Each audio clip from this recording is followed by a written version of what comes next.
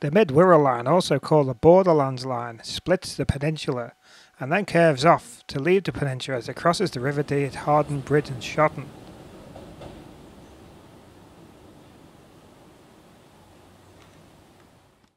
Many carriers have operated the line since it opened as a Wrexham-Bidston quay railway in 1864. The current operator, Arriva Trains Wales, is replacing the rolling stock to ex-converted London tube trains. Once powered by a third rail on the London Underground, they now use diesel engines and batteries to power the electric drivetrain. The new trains will provide a step change in passenger comfort and quality of service on 3 of the North Wales routes, including the Wrexham to Bidston line.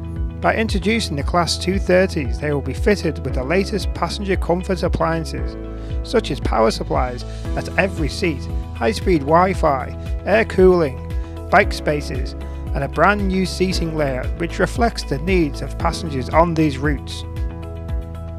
The mid-Wirral line will have the new trains introduced a year before the Wirral line trains on the Merseyrail network.